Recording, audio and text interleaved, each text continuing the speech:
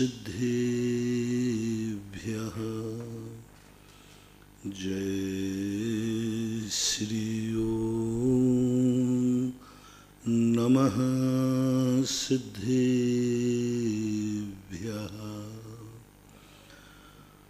सर्वमंगल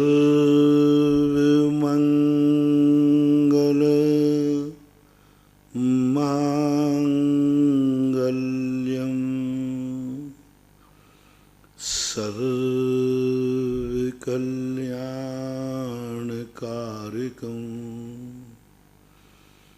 प्रधानं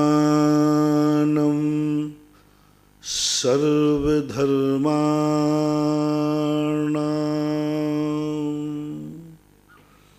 जैनं जयतु शासनम्।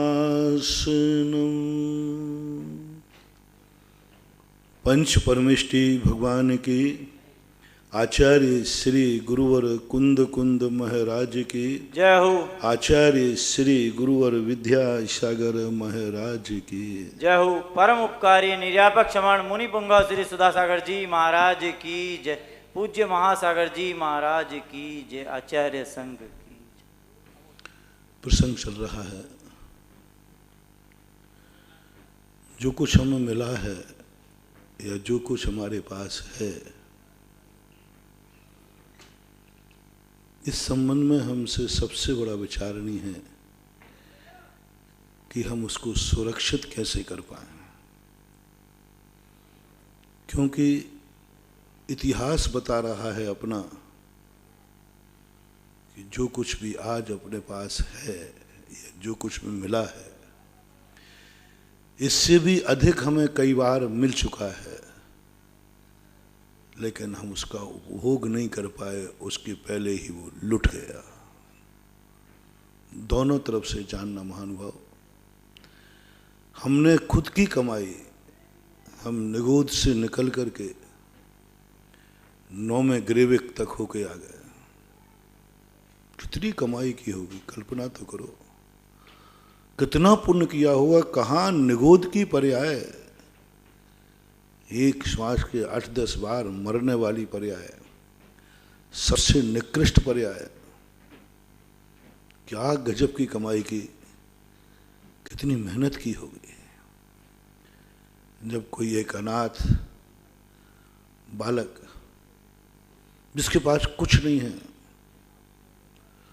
और वो जब करोड़पति अरबपति बनता है तो उसकी कहानी लिखी जाती है, उस पर किताब लिखी जाती है। वो कथा बन जाती है कि देखो व्यक्ति कहाँ से था और आज कहाँ पहुँच गया। ऐसे व्यक्तियों की कथाओं को अमर किया जाता है। ऐसे कथाओं पर लेखक लोग लेखनी चलाते हैं। कभी लोग ऐसी कथाओं पर लेखनी ज़्यादा चलाते हैं जो जीरो से हीरो बनते हैं। जीरो से हीरो बनते हैं। उन वैज्ञानिकों की चर्चा ज़्यादा होती जो एक झोपड़ी में जन्मते हैं और एक विश्व के सबसे बड़े वैज्ञानिक होकर अंतरिक्ष की यात्रा करते हैं। कहाँ एक झोपड़ी में जन्मे थे, झोपड़ी में एक मजदूर के यहाँ जन्मे थे और उसने ऊंचाई पाली कि आज वो अंतरिक्ष का एक वैज्ञानिक बन गया। अंतरिक्ष पे खोज कर रहा है। अंतरिक्ष, उसकी कथा को लोग अमर करते हैं क्योंकि इसने कितनी बड़ी मेहनत की होगी, कितनी बड़ी मेहनत की होगी। जिसके माँ बाप के पास खाने को नहीं था, आज वो अरबों से खेल रहा है। इसकी कथा को इतिहासकार कहते हैं, इस कथा को अमर करो। एक टाट की फट्टी जिन्हें बैठने को नहीं मिलती थी, आज वे देश के प्रथम नागरिक राष्ट्रपति पद पर बैठ गए। इनकी कथा को अमर करो। अमर कर दी लोगों ने। कहाँ बोधन था उनका कि उनको टाट की फट्टी भी नहीं मिलती थी। उस समय छुआछूत की बीमारी ज़्यादा थी, जातिवाद का ज़्यादा जोर था। वो एक बहुत छोटी जाति से थे, स्कूल जाते थे, क्लास में नहीं जा सकते थे। सारे बच्चे क्लास पे बैठते, टॉट पट्टी पे बैठते, और वो बालक एक नीम के पेड़ के नीचे धूल में बैठता। बरसात हो तो भी किसी को दया नहीं, धूप हो तो किसी को दया नहीं, शीत हो तो किसी को दया नहीं, चींटी काटे तो कोई दया नहीं, कपड़े गंदे हों तो कोई दया नहीं, आंख में धूल जाए तो कोई दया नहीं, उसके पास किताब है भी कि नहीं किसी को फिक्र नहीं, उसके पास पेन है कि नहीं, पेंसिल है ये भी किसी को खबर नहीं, कुछ नहीं, कोई पूछने वाला नहीं, एक कुछ भी नहीं, कितना कहें उसका। और व्यक्ति अपने बल पर एक दिन देश का प्रथम नागरिक राष्ट्रपति बन जाए। लोग ऐसी कथा को सुना करके, हम साधु संत लोग भी ऐसी की जीवनी सुना करके दुनिया को संवेदनशील बनाते हैं। हाँ, सब समंतभद्र महाराज ने ऐसी ऐसी कथाएं ढूंढ के लाए। कहाँ चांडाल कुल में जन्मा और देवताओं से जय जयकार करने वाला, और कोई नहीं मिला उन्हें। मुनि महाराज तक नहीं मिले अहिंसा में, जो अहिंसा व्रत का पालन करते हैं। उन्होंने कहा मुनिराज अहिंसा व्रत पालन करते, कौन सी बड़ी बात है। लेकिन चांडाल के लिए कहाँ उसका कर्म, कहाँ उसका कर्म चांडाल कुल में पैदा किया, और कहाँ उसका धर्म कि देवताओं ने जय जयकार कर दिए। बस ये है कथा पढ़ने लायक, ये कथा है सुनाने लायक, ये कथाएं हैं स्मरण करने लायक। कहाँ उसका कर्म के एक चांडाल के यहाँ पैदा किया, फांसी लगाता है, और धर्म के बल पर देखो देवताओं ने जय जयकार कर दी। सूकर को देख लो, आज निकृष्ट पर्याय में जनका उसका कर्म भिष्टा खाने वाली पर्याय में ले गया, लेकिन उसके धर्म ने जिनवाणी में स्थान दे दिया। सूकर का नाम जिनवाणी में, मुनिराजों के नाम जिनवाणी में नहीं है। भगवान की वाणी में आ गया, वो गुरुओं की वाणी में आ गया। कैसा किया उसने, कर्म ने तो चपेट करके उसको धूल में मिला दिया। देखो ये है पुरुषार्थ। कर्म ने तो उसे धूल में मिलाना चाहा, लेकिन धर्म ने उसको चूल पर उठा के बैठा दिया। कितने ऐसे सैकड़ों उदाहरण शास्त्रों में, और पूज्यवर समंतभद्र महाराज ने तो ऐसे उदाहरण दिए जो कर्म के मारे थे। आप लोग कई बार कहा करते हैं कि महाराज मैं क्या करूं, सब कुछ करना चाहता हूं, लेकिन कर्म ऐसा है, मैं क्या करूं। कर्मों ने मार के कारण मैं कुछ नहीं कर पाता। महानुभाव, कर्म को मत जिताओ। तुम जेलर हो, कर्म जेली है। कैसा युग आ गया कि एक जेली जेलर को डरा रहा है, एक जेली जेलर के प्रति हावी हो रहा है। ऐसा युग आ गया। अन्यथा होता क्या था, एक जेलर जब निकल जाता था ना, तो जेली थर थर कांपते थे। लेकिन आज उल्टा हो गया। कर्म जेली हमने बांधा है। बंधने वाला कभी बड़ा नहीं होता, बांधने वाला बड़ा होता है। बांधने वाला मैं हूं, बंधने वाला कर्म है। और कर्म ने हमें ऐसा पछाड़ दिया कि वो हमें कठपुतली बना के नचा रहा है, कठपुतली बना करके नचा रहा है। वो कहता मेरी मर्जी है, मैं हंसाना चाहूं तो हंसा दूंगा, रुलाना चाहूं तो रुला लूंगा। आज अपन पूरी अपनी जिंदगी को देखें तो अपन एक कर्म की कठपुतली बन गए। वो नचा रहा है हमें, सब करा रहा है, मुनिराजों तक को करा रहा है, सब करा रहा है। सब कुछ छोड़ने के बाद भी ये कर्म, इतनी बड़ी शक्ति जगत पूज्य, इस क्षुधा वेदनी कर्म के कारण मुनिराज को श्रावक के द्वारे खड़े होना पड़ता है, अंजलि खोलना पड़ती है। एक दो गिलास पानी के लिए श्रावक के पास जाना पड़ता है। तृषा कर्म, थोड़ी बीमारी आ जाए औषधि की शरण लेना पड़ती है। एक छोटा सा लॉकडाउन ने साधु को, साधु की स्वतंत्रता को नष्ट कर दिया, सीमित कर दिया।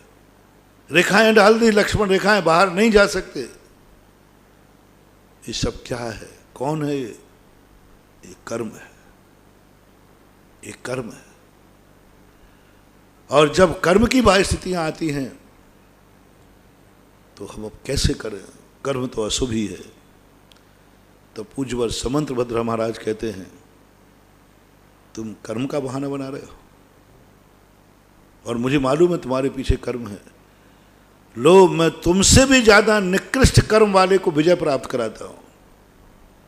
हमें साहस बनाया। मैं सोचता था कि पूज्यवर समंत भद्र महाराज ने ऐसे ही लोगों के क्यों उदाहरण दिए, क्या कोई बड़े राजा महाराजा नहीं मिलते थे क्या? नहीं, उन्होंने कहा इनका प्रभाव नहीं पड़ेगा, हम तुरंत बहाना बना देंगे। देखो, राजा साहब ने ऐसा धर्म किया तो अपन बना देंगे, वो राजा साहब थे इसलिए किया होगा, बड़े आदमी थे, सब कुछ था उनके पास इसलिए धर्म कर लिया उन्होंने, बड़े आदमी हैं इसलिए उनके नौकर चाकर लगे हैं इसलिए वो मंदिर आ गए होंगे, पूजा कर ली होगी, महाराज को आहार दे दिया होगा। अहिंसा पर हम तो कर्म के मारे हैं। तो उन्होंने सबसे पहले छांट छांट कर जो संसार में सबसे ज्यादा कर्म के मारे हैं उनको ढूंढा, उनको खोजा। कैसे खोजा होगा? उनको खोज करके लाए और दुनिया के सामने लगाए। देखो, क्या तुम्हारा कर्म इससे नीच है? क्या तुम्हारा कर्म इससे ज्यादा दुखदाई है? क्या तुम्हारा कर्म इससे ज्यादा दुष्ट है? देख लो सब लोग। उन्होंने एक मातंग को लाके रख दिया। सबसे पहले त्रियंच को ले लो, मान ले सूकर को लाके, बोलो संसार में सबसे ज्यादा निकृष्ट पर्याय सूकर की है।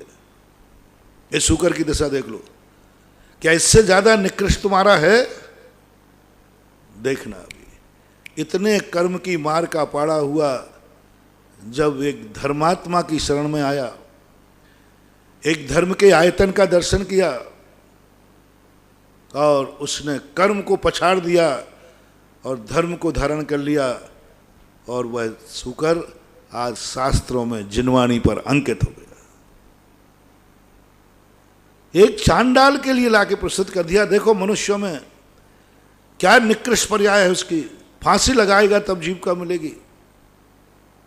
सबसे ज्यादा निकृष्ट आजीविका कहलाती है कि दूसरे को मारने के बाद, मारने की आजीविका मिलेगी, रोटी जब तक मारेगा मारने की रोटी है उसको, फांसी चढ़ाने की। उसने धर्म की शरण लेकर के आज तक ना जाने कितने भावलिंगी मुनिराज हो गए जिनकी जयकार बोलने का देवता नहीं आए हो। भावलिंगी संतों की बात कर रहा हूं। देवताओं ने जयकार नहीं बोला हो। आज तक किसी मुनिराज को कमल नहीं मिला बैठने को। अभी तुम फलाई मलाई के बना के बैठा दो, वो बात अलग है। हाँ, फलाई के बना दो, थर्माकोल के बना दो, लेकिन ओरिजिनल देवताओं ने कमल, आज तक पूरे शास्त्रों में किसी मुनिराज को देवताओं ने कमल पर नहीं बैठाला। कमल पर बैठा है तो या तो तीर्थंकर बैठे हैं और या चांडाल बैठा है। चांडाल को कमल की रचना कर दी, देवताओं ने जय जयकार कर दी, पछाड़ दिया उस चांडाल ने कर्म को और धर्म की विजय प्राप्त करा दी। अब हमारे पास क्या बहाना रहा? धर्म के प्रताप से दूसरा कमल की रचना का उल्लेख मिलता है शास्त्रों में। मैंने देखा आजकल गगन बिहारी पारसनाथ भगवान के सामने बैठ के मैं बहुत सारी बातें सोचता हूँ। भगवान एक कमल किस किस को मिलती, क्योंकि उनके कमल देखकर अपना मन भी ललचाता है। किसका नहीं ललचाएगा? वाह भाई वाह, ऐसा थोड़ी होता है। पर अनाधिकृत नहीं बैठना। मन होना अलग चीज है और अधिकार होना। अनाधिकृत नहीं बैठूंगा भगवान। भगवान का बैठ जाते सारे खा लो, नहीं नहीं भगवान ऐसे नहीं, ऐसे नहीं। ऐसा तो फिर कोई भी मुझे उतार देगा और मैं पाप बंद थोड़ी करूंगा। मैं बैठूंगा तो अधिकार के साथ बैठूंगा। तो मुझे अभी तक, आपको भी कोई कमल मिले तो बता देना, 3 लोगों के कमल मिले शास्त्रों में। 3 लोगों को कमल दिया गया। एक तो भगवान को दिया ही जाता है, सबको मालूम है। दूसरा चांडाल का मैंने बता दिया। तीसरा विदेही सती सीता के लिए। कि जब इतना अशुभ कर्म का उदय, इतना अशुभ कर्म का उदय,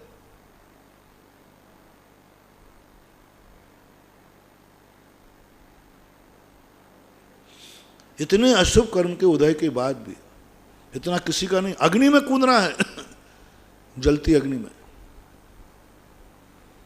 बताओ इतना अशुभ कर्म का उदय संसार में किसका है?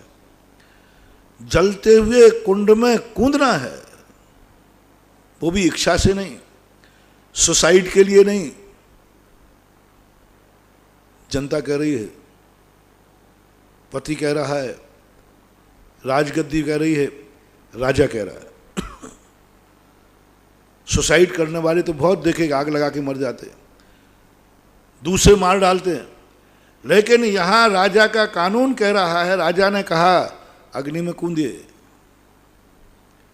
कितना बड़ा, इतना बड़ा उदय किसका कब आया?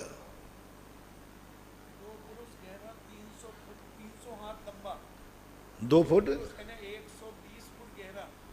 120 फुट गहरा बता रहे गड्ढा, 450 फुट लंबा, उतना गहरा है ना, 150 के लगभग गहरा, 400 फुट लंबा चौड़ा गड्ढा बनाया गया उस समय विदेही को कूदने के लिए। उसमें लकड़ी जला हुआ है, कहीं बचने की कोई गुंजाइश ही नहीं रहे, थोड़ा बहुत भागे करे तो कैसा, कैसे कर्म का उदय आया। एक महासती, एक पवित्र सती, एक पवित्र आत्मा, देखो जनक की पुत्री, राम की भार्या, दशरथ की, कितना सब पुण्य देखो और कर्म का उदय देखो। मैं तो समझता हूं कि उसके बाद ऐसे अशुभ कर्म का उदय संसार में शायद किसी का नहीं आया होगा। ऐसा उदय तो नहीं आया होगा, आया हो तो अपने ज्ञान में नहीं है, पर वर्तमान में तो कोई ऐसा उदय नहीं आया। ऐसे उदय के समय कर्म को, सीता कर्म की मार से अग्नि में कूद रही है, लेकिन धर्म के चमत्कार से वो सारा का सारा कुंड तालाब बन गया और लकड़ियां कमल बन गई। बस ये 3 कमल मुझे आगम में देखने को मिले। चौथा कमल किसी को याद हो तो मुझे याद दिलाना, क्योंकि मैं पूरा आगम थोड़ी कहीं हो किसी कथा में, कमल की बात है। इन 3 के अलावा कमल किसी के लिए तुम्हें देखने में मिला हो आगम में, किसको भी देवताओं ने कमल बिछाया, तो आप भी स्मरण करना, मैं भी स्मरण करूँगा। जहाँ तक मेरी अभी तक स्मृति है, जा रही है, वहाँ तक 3 के अलावा कोई देखने में नहीं आया। होगा तो अपन बढ़ा देंगे, लेकिन अभी तो अपन 3 लेके चले। 3 है, 3। अब ये 3 लोगों को कमल बिछाएगा और तीनों का चमत्कार धर्म है, कर्म नहीं, कर्म नहीं। तीर्थंकर प्रभु को भली कर्म मान लो कि उनको तीर्थंकर प्रकृति के कर्म के उदय से कमल मिला, मान लेता, लेकिन ये 2 प्राणी तो, कर्म ने तो अग्नि का कुंड दिया था, धर्म ने कमल पर विराजमान कर दिया। कर्म ने तो चंडाल का कुल दिया था, धर्म ने देवताओं के जय जयकार करके कमल पर बैठा दिया। अब इनको देख करके हौसला बुलंद होता है, कर्म से भिड़ने की हिम्मत आती है। ये जितनी कथाएं होती ना, ये कथाएं अपने लिए इसलिए सुनाई जाती हैं कि अपना जो विल पावर डाउन होता है ना, विल पावर बढ़ जाता है। जब कर्म अपन को कभी परेशान करता है, कर्म से अपन दुखी हो जाते हैं, पूरा पुरुषार्थ कर रहे हैं लेकिन कर्म कर नहीं दे रहा है, उस समय ऐसे लोगों को याद करो कि जब ऐसे कर्मों को बदल सकते हैं तो मैं कर्म से क्यों डरूं। कर्म से कह दो, आजा मैदान में, तेरे जितनी ताकत हो, मेरे पास यदि धर्म है तो धर्म ने यदि कर्म को नहीं पछाड़ा तो सम्यक दृष्टि कैसा, सम्यक ज्ञानी कैसा। तू मेरे धर्म को नहीं मिटा सकता रे कर्म।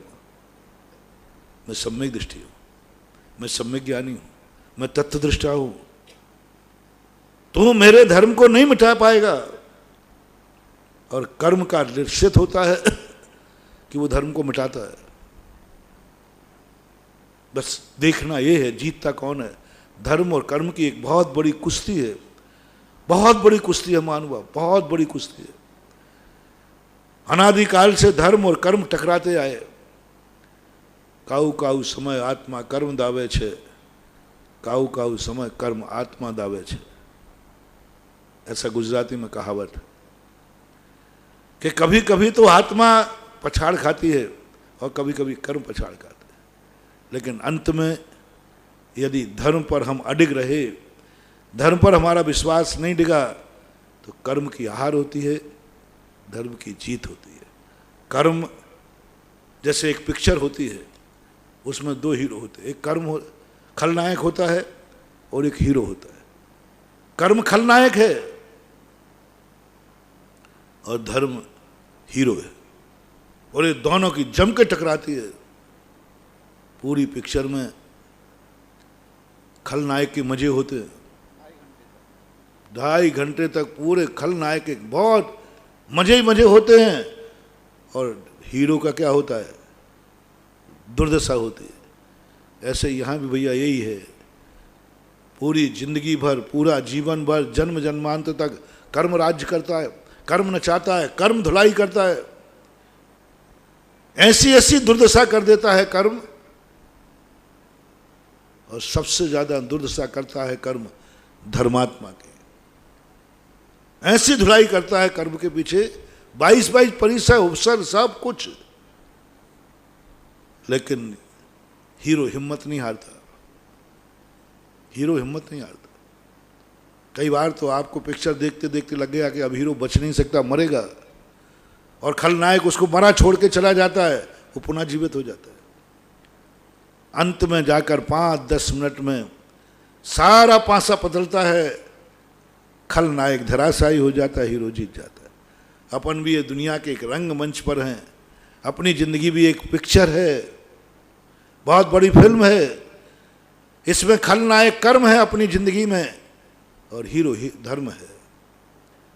इन दोनों में से अपन को देखना है। यदि हमारा धर्म हम अडिग रहे, कितना भी कर्म मुझे कुचले, कितना भी अशुभ कर्म आवे, तर कभी न पग मेरा डिग पावे, मेरी भावना में आते ना, भयानक अटवी आदि ऐसा आता है। कोई लालच देना भी आए, कोई अटवे रहे अडोल अकंप निरंतर, यह मन दृढ़तर हो जावे। उसके पहले आया तूफान, आए पहाड़, आए अटवी आए, कभी ना पग डिगने पावे। ऐसी जिनकी दृढ़ साधना होती है, अंत में कर्म को हारना पड़ता है और धर्म जीतता है। चांडाल का धर्म जीत गया, विदेही का धर्म जीत गया, शुकर का धर्म जीत गया। अब बारी अपनी है कि अपन इतनी जल्दी घबरा गए, हथियार डाल दिए। पिक्चरों में मात्र राग रंग ही मत देखा करो रे, पिक्चर से कुछ शिक्षा लिया करो। चलो कोई बात नहीं, तुम पिक्चर नहीं छोड़ सकते देखना, तो कम से कम इतनी देख लो आज से पिक्चर में कि हीरो की कितनी दुर्दशा हुई, लेकिन वो कभी अपना सच्चा मार्ग नहीं छोड़ता। बहुत भ्रष्ट करने का प्रयास करता है खलनायक, लोभ भी देता है उसको, लेकिन हीरो समझौता नहीं करता, दुर्दशाएं सहन करता है, लेकिन अंत में जीतता है। अपन को भी बस यही स्थिति बनाना है।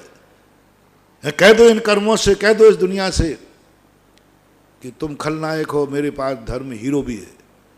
ये कितना भी दुर्दशा करे, कितना भी दुर्दशा करे, यहां तक कि तुम्हारे प्राण भी लेने को तैयार हो जाए, यहां तक घबरा जाना कि तुम सुसाइड करने को तैयार हो जाओ, तो भी धर्म मत छोड़ना।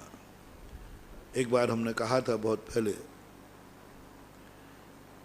कर्म ने रामचंद्र जी के पीछे पड़ गया। एक बार बोले मैं इनको धर्म से डिगा के रहूंगा,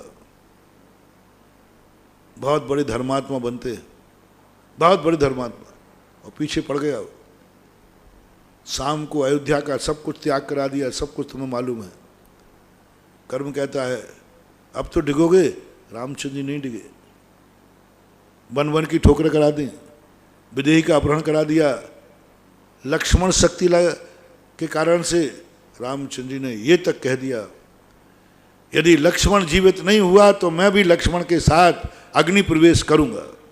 देखो,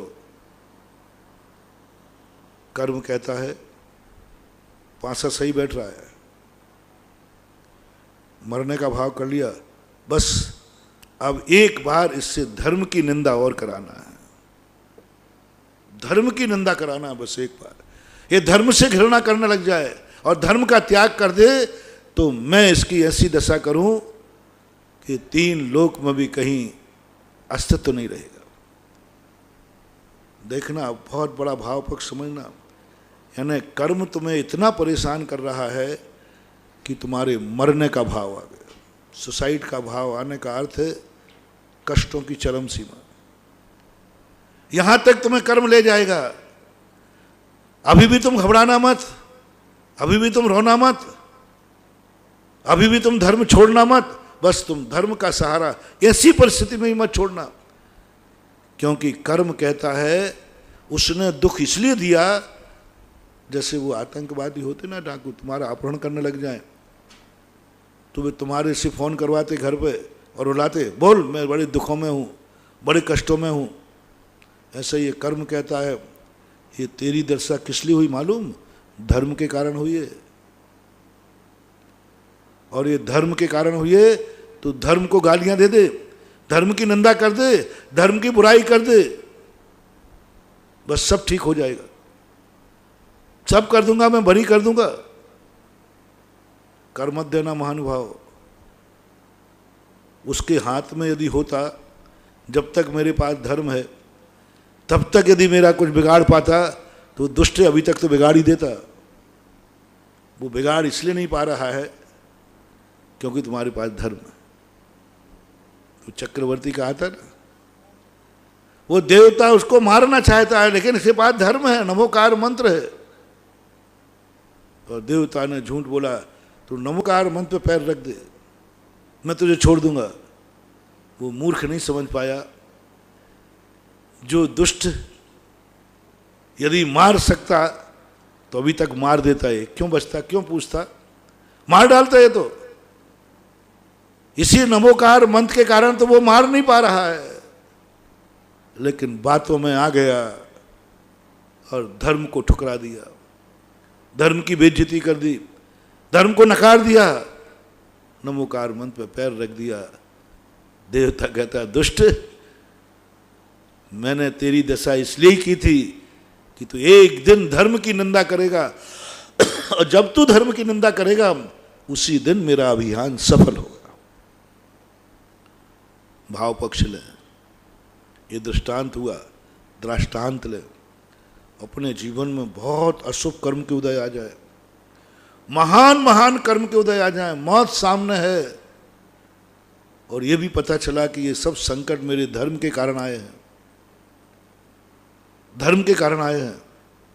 महानुभाव में बहुत करुणा दया करके कह रहा हूं, कर्म ने इसलिए तुम्हारी दुर्दशा की है कि तुम इस कर्म की मार से थक करके धर्म छोड़ दो, धर्म की बुराई कर दो, धर्म की निंदा करो और धर्म के नाम पर तुम्हें चिड़चिड़ापन आ जाए। कोई कहे मंदिर चलो, नहीं जाना, देख लिया मंदिर जाके क्या रखा उन मंदिर में, बहुत सारे लोगों को चिड़चिड़ापन आ जाता है। बंधुओं में बहुत करुणा दया करके कह रहा हूं, यदि कर्म मारे तो मर जाओ, लेकिन धर्म की घृणा मत करना, धर्म के प्रति अरुचि भाव मत करना, धर्म पर अश्रद्धान मत करना, धर्म की घृणा मत करके उसकी उपेक्षा मत करना, मत करना, मत करना। नहीं तो ये कर्म जीत जाएगा, खलनायक जीत जाएगा और प्राण ही नहीं लेगा, दुर्गति में पाड़ देगा। और यदि हमने धर्म नहीं छोड़ा तो कर्म प्राण ले सकता है लेकिन दुर्गति नहीं दे सकता। सावधान। धर्म कर्म को कम मजा आता है जब इसके प्राण भी लूं और दुर्गति में पाड़ूं। दुश्मन को तो जब ही मजा आएगा जब उसकी बार बार मारने में मजा नहीं आता। अच्छे दुश्मन है, पानी पिला पिला के मारते, तड़फा के, वो कहते ना तुझे मैं ऐसी मौत नहीं दूंगा, 1 मिनट वाली मौत नहीं दूंगा, मैं तुझे तड़फा तड़फा के मारूंगा जहां सारी दुनिया कांप जाए, पानी पिला पिला के मारूंगा। यही कर्म है महानुभाव। ये कर्म बहुत बुरी तरह पानी पिला पिला के मारता है। मरने देता नहीं, जिंदा रखता है। खाने देता नहीं, जिंदा रखता है। बीमारियां कर देता है, दवाई देता नहीं, जिंदा रखता है। प्राण लेता नहीं, जिंदा रखता है। देखो लो साहब, कोमा में भेज दिया। अरे मार दे, निपटा देना जल्दी। कर्म कहता है ऐसे थोड़ी निपटाऊंगा। हाँ, पैरालिसिस, कभी जिंदगी में ठीक होना नहीं, ब्रेन हेमरेज, ऐसे ऐसे लोग आते हैं, देख करके मेरा हृदय कांप जाता है। ऐसे ऐसे बच्चे जन्म लेते हैं, तो ऐसा लगता है उनको देख करके, आप लोगों को भी लगता होगा कि हे कर्म तू ले जाए इनको, ऐसी जिंदगी क्या ना, मर जाए तो अच्छा है। क्या इनकी जिंदगी में कभी ठीक नहीं, बड़े 5-5 साल 10-10 साल तक काम हम पड़े, कुछ नहीं कर पा रहे, बेड सॉल हो रहे हैं, कीड़े पड़ रहे। ऐसा आता है भाव कि मार, ये कर्म इनके प्राण क्यों नहीं ले लेता। कर्म कहता है प्राण कैसे लूंगा, तड़फाऊंगा, दुखी करूंगा, कीड़े पाड़ूंगा, सड़ा सड़ा के मारूंगा, एक एक बूंद पानी को तरसता सके मारूंगा। ये कर्म बंधु बहुत विचित्र है, जल्दी नहीं मारता। तो भी मैं कह रहा हूं, इसका तड़फाने का प्रयोजन क्या है। जब डाकू लोग खलनायक हीरो को पकड़ लेता है या किसी को, तो उसको दुख क्यों देता है, जिससे इसके पास जो वैभव है वो मुझे मिल जाए। खजाना बता कहाँ है, मारेंगे खूब जम के। और कर्म इसलिए मारता है, धर्म छोड़, मैं तुझे इतना तड़फाऊंगा, इतना तड़फाऊंगा, तू अपने आप नमोकार मंत्र पर पैर रखेगा, भगवान को गालियां देगा, मंदिर जाना छोड़ेगा, मैं तुझे मजबूर कर दूंगा। ये मजबूर करेगा कर्म, करेगा कर्म। बस तुमसे एक ही बात कहना, मर जाना, लेकिन धर्म से घृणा मत करना। कर्म और धर्म को तुम ये मत सोचना धर्म कर्म को हमें अनुकूल बना दे, कर्म कभी धर्म के अनुकूल बन जाए। हीरो और खलनायक कभी एक होंगे ही नहीं, एक रूप नहीं हो सकते। कर्म और धर्म कभी एक नहीं हो सकते, दोनों परस्पर दुश्मन हैं। अब बस अपन को जो आज मैं मंत्र तुम्हें दे रहा हूं, धर्म मत छोड़ना। रामचंद्र जी की परीक्षा, कर्म हार गया, वो चक्रवर्ती हार गया, धर्म छोड़ दिया। रामचंद्र जी से जब धर्म की बात की, गजब गजब चमत्कार देखना, अतिशय हो रहा है। कर्म पछाड़ खा रहा है। जिस कर्म ने मरने का भाव करा दिया, रामचंद्र जी ने कहा मर सकता हूं लेकिन धर्म की निंदा नहीं करूंगा। एक बार भी उनको मन नहीं आया, एक बार भी भगवान को उलाहना नहीं दिया कि हे भगवान क्या है ये, मैं जितना धर्म करता जा रहा हूं उतने ही मेरे पर संकट आते जा रहे हैं। और रावण के ऊपर कोई संकट नहीं, वो पापी है। 90% लोगों की यह शिकायत है, महाराज जो पापी हैं, जो मंदिर कभी आते नहीं, गुरुओं को कभी मानते नहीं, नमोकार मंत्र कभी पढ़ते नहीं, धर्म कभी करते नहीं, संसार के सारे पाप करते हैं। और महाराज उनके देखो क्या ठाठ है, बंगला है, घोड़ा है, गाड़ी है, धन है, दौलत, सब ऐसो आराम है। और जो आपको मानता है, भगवान को मानता है, माला फेरता है, कोई पाप नहीं करता, पर आज उसके घर की दशा देखो क्या है।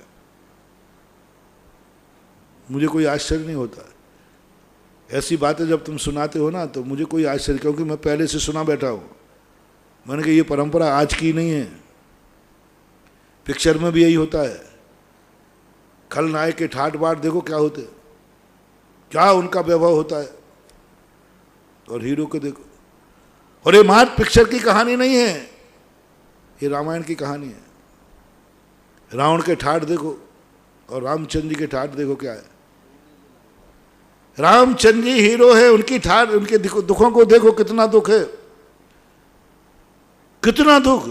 और रावण के ठाट देखो क्या है, कोई फर्क नहीं पड़ता।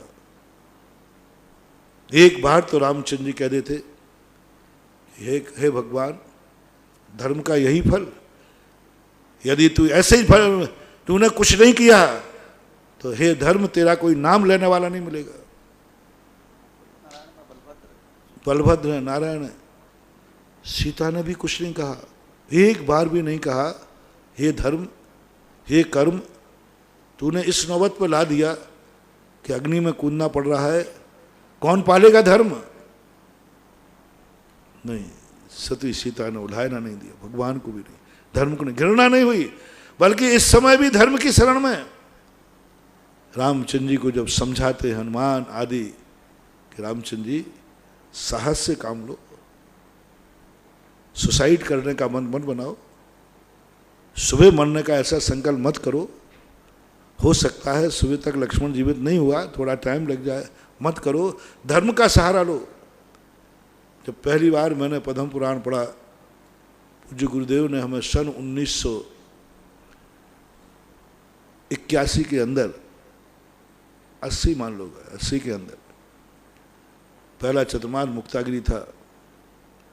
आचासी पर कोई भेंट कर गया तो हम क्षमा सागर को कहा, तुम दोनों लोग, क्योंकि हम पूरे निपट शुद्ध बुद्धू थे उस समय, कुछ नहीं जानते थे, ये दोनों ग्रंथ आप लोग पढ़ो, ये दोनों लोग। उस समय जब मैं पहली बार पढ़ रहा था सन 1980 में, तब जो प्रसंग आते, मैंने कहा ये धर्म के उपदेश दे रहा, अब ये सब पिटेंगे, रामचंद्र साहब को एक एक झापड़ मारेगा, क्या धर्म लगा रखा है, इसी धर्म ने तो मेरा नाश कर दिया सब। मैंने कहा अब रामचंद्र जी क्रोध आने वाला है। जो व्यक्ति धर्म के कारण ऐसी परिस्थिति आ गई कि मरने की नौबत आ गई, उसका भैया जमीन पर पड़ा है, ये व्यक्ति क्या धर्म की प्रशंसा करेगा? ऐसा व्यक्ति धर्म की निंदा करेगा, और धर्म के कारण आई। धर्मात्मा नहीं होते तो नहीं आता संकट। वहीं कैकेयी को निपटा देते अयोध्या में, कोर्ट केस कर देते, राजा राम जीतते। थोड़ा सा धर्म का सहारा लेना था, पिताजी को और माता को फाइटिंग करना थी बस। कौन होते हो तुम बेदखल करने वाले? रामचंद्र जी को बस एक आवाज उठाना थी, कैकेयी ने के और दशरथ के सामने, तुम कौन होते हो मुझे संपत्ति से बेदखल करने वाले? बस इतने में केस बन जाता, और गारंटी मेरी है रामचंद्र जी जीते। और ये बात रामचंद्र जी भी जानते थे। अयोध्या उनके पक्ष में, कानून उनके पक्ष में, ज्येष्ठ पुत्र हैं, और ज्येष्ठ पुत्र राजगद्दी का अधिकारी है, ज्ञानी है, समर्थ, सब कुछ तो है, राजा के सारे गुण हैं। पूरी प्रजा पक्ष में नहीं, पहले तो उनका उपादान पक्ष में, ज्येष्ठ पुत्र हैं, योग्य हैं, सब कुछ है, प्रजा चाहती है, कानून उनके पक्ष में। और महाराज लोगों से पूछा जाए तो महाराज लोग भी किसके पक्ष में? मैं तो पक्ष में हूँ रामचंद्र, मैं तो गवाह दे देता, हाँ रामचंद्र हाँ सारे पक्ष में थे। लेकिन रामचंद्र जी ने कहा नहीं, राज्य नहीं चाहिए मुझे, धन नहीं चाहिए मुझे धर्म चाहिए। धर्म क्या कहता है? माता पिता की आज्ञा पालन करना। धन क्या कहता है? फाइटिंग करो।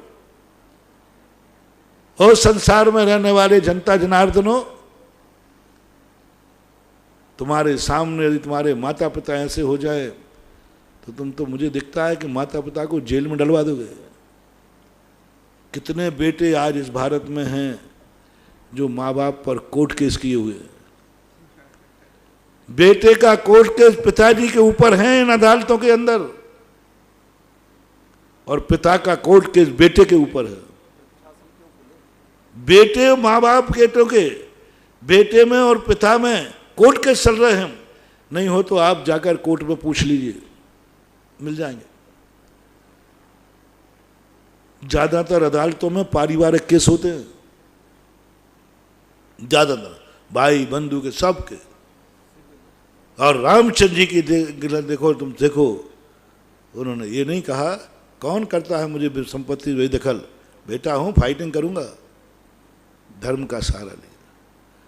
ऐसे धर्म के सहारे लेने के बाद भी, और ऐसी मुसीबत आने पर रामचंद्र जी कर्म कहता है बस अंतिम मौका है, एक बार रामचंद्र जी बस इतना तरसाओ इसको, इतना तड़पाओ, इतना दुख दो कि धर्म को एक गाली दे देवे, बस गाली नहीं देवे, ठुकरा देवे, बस नकार देवे, धर्म और सब बेकार चीजें हैं।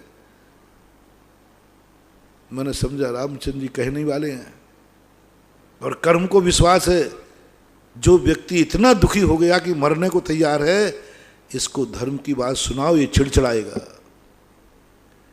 लेकिन सच्चे धर्मात्मा की पहचान, आहा, मुझे रामचंद्र जी के जो भी चर्चाएं सुनी थी, ये प्रसंग पढ़ने के बाद हमें उनकी आदर्शता पर बहुत गर्व हुआ। रामचंद्र जी क्या कहते हैं, आप लोग सही कह रहे हो, मुझे इस समय धर्म की शरण लेना चाहिए, धर्म का विचार करना चाहिए, लेकिन मैं क्या करूं विभीषण, मैं क्या करूं हनुमान, मेरा भातृ मोह मुझे विपरीत मार्ग पर ले जा रहा है, मोह जीत रहा है, धर्म हार रहा है। लेकिन धर्म की निंदा नहीं की, धर्म की बुराई नहीं की, ये कहा हाँ मुझे इस समय धर्म का सहारा लेना चाहिए। महानुभाव, कैसी भी परिस्थिति आ जाए, कभी तुम भगवान को उल्हाना मत देना, धर्म को उल्हाना मत देना, नमोकार मंत्र की उपेक्षा मत करना, गुरुओं के वचनों की उपेक्षा मत करना, चाहे भली मर जाना। मरने तक की अनुमति दे रहा हूं। किसी ने पूछा महाराज मैं मरूंगा, सामने वाले ने कहा है या तो नमोकार मंत्र पर पैर का रख दे, नहीं तो गोली खाएगा, मरेगा, धर्म को बुराई कर दे, नहीं तो मरेगा, तुम अपने भगवान को एक गाली दे दे, नहीं तो मरेगा। एक गाली देने पर जिंदगी है, बस भगवान को एक गाली देना है, एक गाली दे दे, तू अपने भगवान की पूजा करता है, तुझे जीवन दान दे दूंगा मैं। एक गाली में जिंदगी बच रही है। तो जिस गुरु को मानता है, एक बार उनकी निंदा कर दे, बुराई कर दे, एक बार उनकी गाली दे दे, एक बार कर दे मैं इनको गुरु नहीं मानता हूं, इतना शब्द कह दे मैं तुझे जीवन दान दे दूंगा। एक शब्द बोलने पर तुम्हारी जिंदगी टिकी है। एक नमोकार मंत्र पर पैर रख दे, बस तेरी जिंदगी बचा दूंगा। एक नमोकार मंत्र पैर रखने से जिंदगी बच सकती है, बच सकती है, बता देगा। वो खल वचन का पक्का होता, वो छोड़ देगा। एक बार तुम्हें धर्म छोड़ना है, बोलो एक बार ये अभिषेक की निंदा कर दे, तू प्रतिदिन अभिषेक करना जाता है और रास्ते में एक आतंकवादी ने बंदूक लगा दी, आज के बाद अभिषेक की बुराई कर, इस अभिषेक में कुछ नहीं रखा, इस शांति धारा में कुछ नहीं रखा, ये मंदिर फंदिर में कुछ नहीं रखा, बस एक बार तू बोल दे मैं तुझे जिंदा छोड़ दूंगा। मिथ्या दृष्टि तुरंत बनिया का हिसाब लगाएगा। जैन मिथ्या दृष्टि की बात कर रहा हो। ओहो क्या फर्क पड़ता है, एक भगवान को गाली देने से भगवान को क्या फर्क पड़ेगा, मेरी जिंदगी बच जाएगी। अरे नमोकार मंत्र तो ऊपर ऊपर से पैर रख देता हूं, मेरी जिंदगी बच जाएगी। गुरु महाराज की बुराई कर देता हूं, उसमें क्या फर्क पड़ना है। ये जैन मिथ्या दृष्टि है। और सम्यक दृष्टि कहता है तुम मुझे गोलियों से डरा रहे हो, तुम मुझे गोलियों से डरा रहे हो। मैं वो फौलादी हूं, मैं धर्म का वो कवच लेकर के आया हूं। फुलझड़ी की आग से डराते हो क्या तुम मुझे, मैं ज्वालामुखी की आग में भी लौट आया। फुलझड़ी की आग से डराते हो तुम। बहुत पहले एक कविता लिखी थी मैंने, फुलझड़ी की आग से डराते हो तुम मुझे, मैं वो शख्स हूं जो ज्वालामुखी में भी लौट आया। उसमें पलटी लगा के आ गया तो भी ज्वालामुखी मेरा कुछ भी बिगाड़ नहीं पाया। हे कर्म, मैंने घोषणा कर रखी है कि सम्यक दर्शन के साथ में मुझे नरकों का वास भी स्वीकार है और सम्यक दर्शन के बिना मुझे नौवां गिरविक भी स्वीकार नहीं। सम्यक दृष्टि का नरक भेजूंगा, भेज देना, लेकिन सम्यक दर्शन नहीं छोड़ूंगा। गांधी जी ने भी बताते एक बार कहा था, मुझे कोई नरक जाने का प्रस्ताव रखेगा तो मैं चला जाऊंगा, बस वहाँ इतनी मांग करूंगा कि वहाँ एक पुस्तकालय मिल जाएगा कि नहीं। पढ़ने का उनको बड़ा शौक था। जो भी किताब उनके सामने रख दो, कैसे भी किताब रख दो, वो पढ़ते थे, उनको व्यसन था पढ़ना। कुछ भी रख देना, कभी आज तक गांधी जी को जिसने जो किताब भेंट की उसको जरूर पढ़ते थे, अलग नहीं किया उन्होंने। ये उनको व्यसन था। तो कहते नरकों में भी रहूंगा तो मैं पढ़ लूंगा लाइब्रेरी। ऐसे ही सम्यक दृष्टि कहता है नरकों में जाऊं मेरा सम्यक दर्शन, मेरा धर्म रहना चाहिए। ऐसे महानुभाव आपसे मेरा कहना है, महाराज जी वो दुष्ट है, आतंकवादी, ये कर मुझे मार डालेगा, मर जा। एक अहिंसक की आवाज, जो महाराज एक चींटी को बचाते हैं,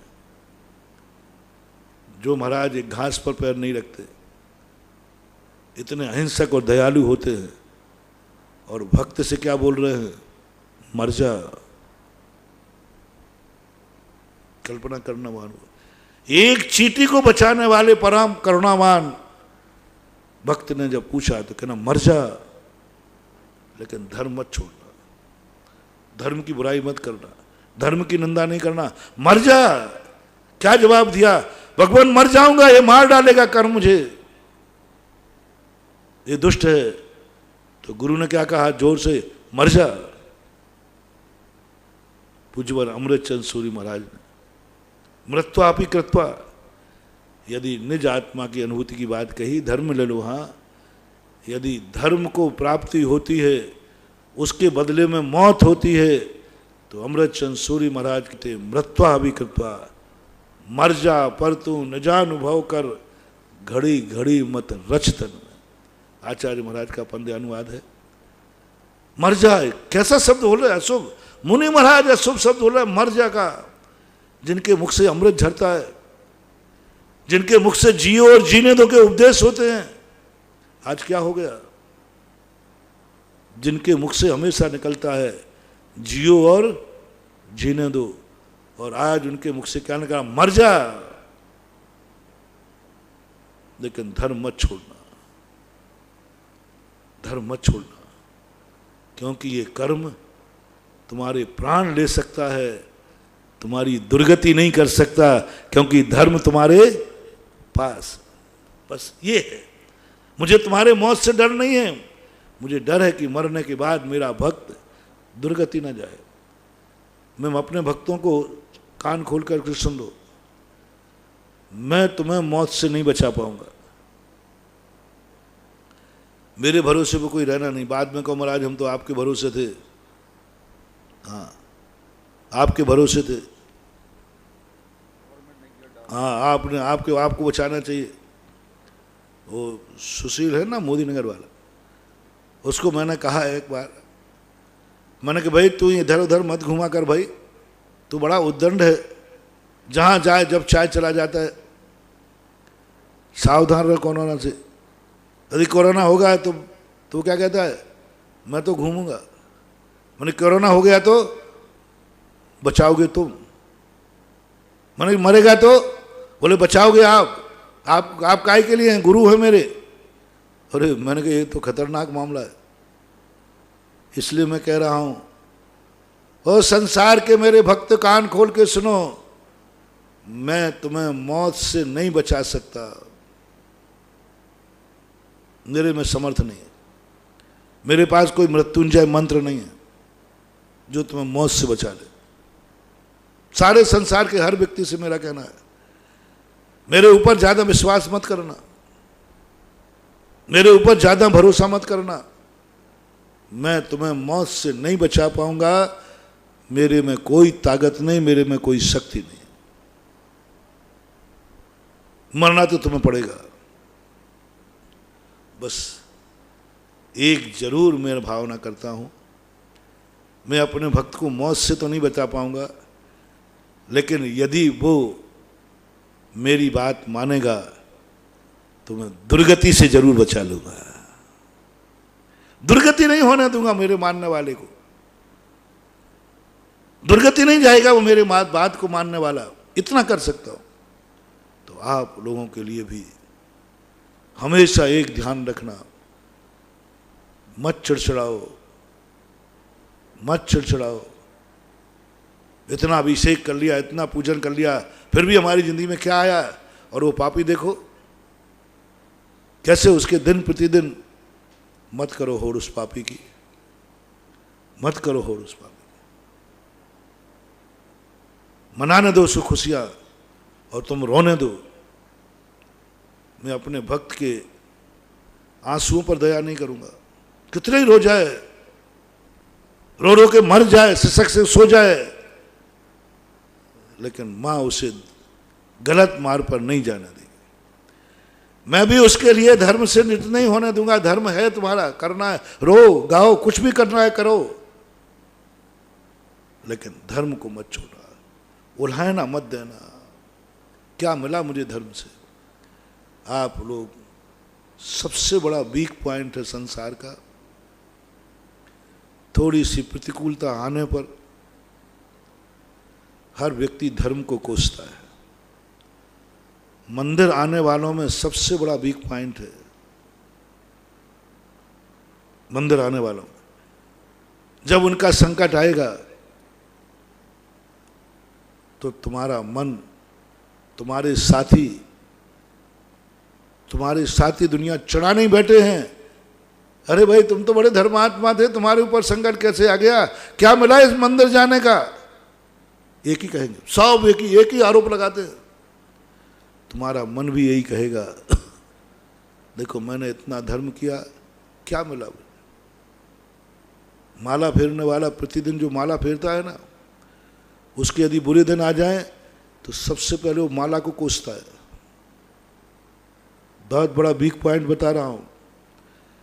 जो प्रतिदिन सुबह शाम माला फेरते हैं, जब उनके जीवन में संकट आएगा सबसे पहले वो माला को कोसेगा। इतनी मालाएं फेरी, क्या मिला? जो गुरुओं को सदा सेवा करता है, मुनि भक्त है,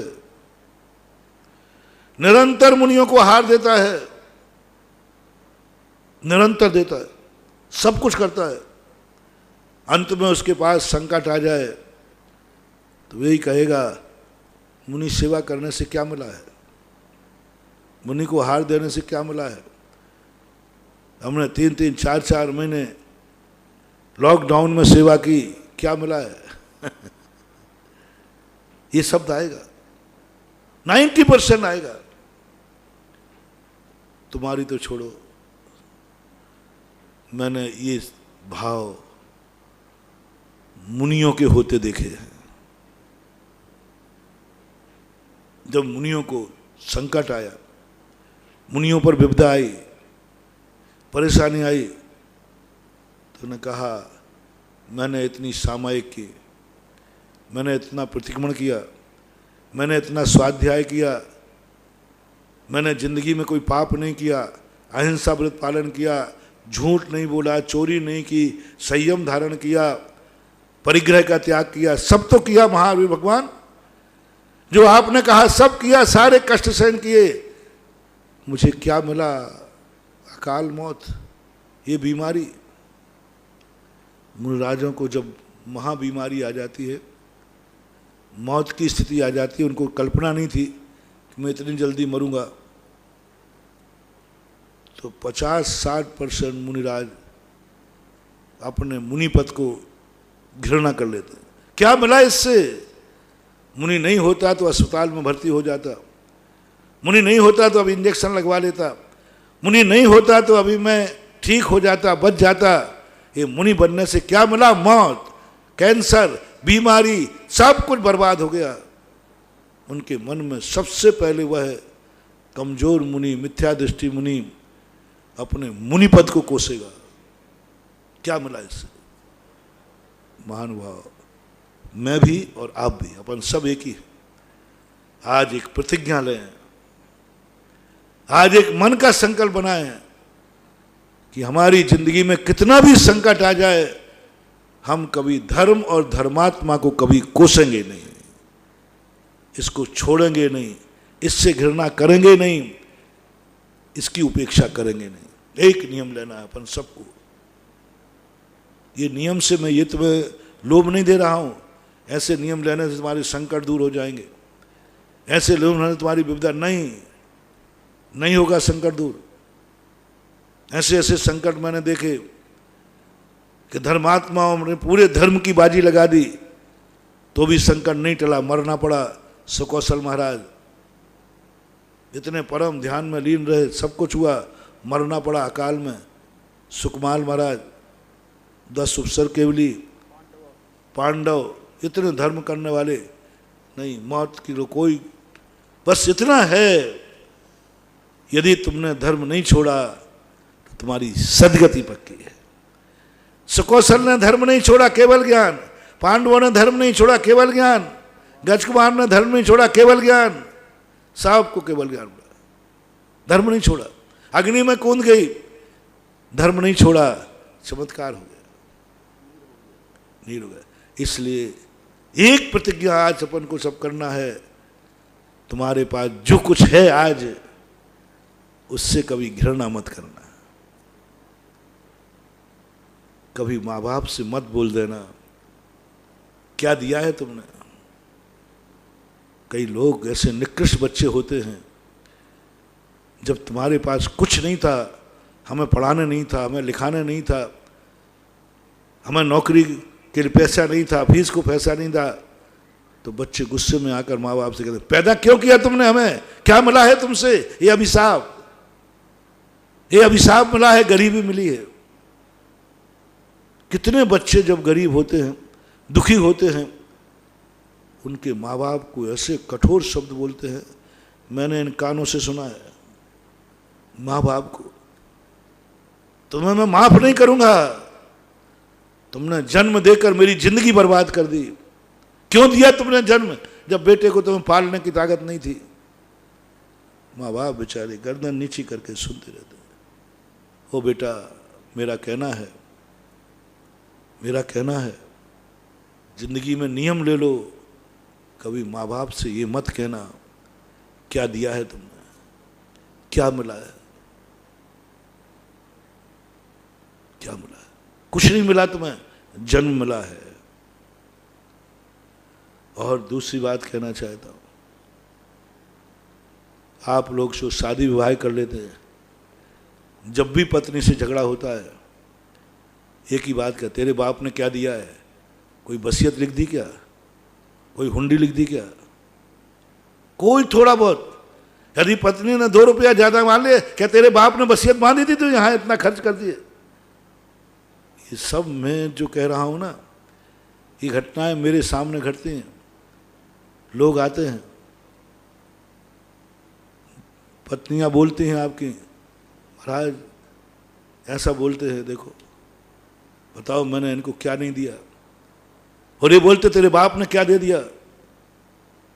महानुभाव मत बोलना। मैं अपने भक्तों से कहना चाहता हूं, आज ये नियम ले लो, पत्नी को कभी तुम ये उलाहना नहीं दोगे तेरे बाप ने क्या दिया है, मत बोलना। जो व्यक्ति अपनी पत्नी को ये उलाहना देते हैं, वे 100 भवों तक मोक्ष तो मिलेगा नहीं, संयम धारण करोगे नहीं, मात ऐसी स्थिति तुम्हारी होगी, कोई स्त्री जाति तुम्हारी तरफ देखेगी भी नहीं। ऐसे कुल ऐसे यहां जन्मोगे, और हो सकता है नपुंसक बन के हिजड़ा बनो, क्योंकि तुमने एक बार अपनी पत्नी से झगड़ा करते हुए उनके बाप तक चले गए। क्या दिया तुम्हारे बाप ने, कौन सी हुंडी बख्श दी। बहुत करुणा दया करके कह रहा हूं, मत कहना, मत कहना, मत कहना। तुम्हें थप्पड़ मारना है तो मार देना, और तुम्हें जो कष्ट देना हो दे देना, लेकिन कभी ये शब्द मत बोलना, क्योंकि ये शब्द तुम्हारी जिंदगी की सबसे बड़ी कमजोरी है। जो तुम्हारा यही भाव नहीं, भवांतर भी बिगाड़ देगा, भवांतर बिगाड़ देगा तुम्हारा।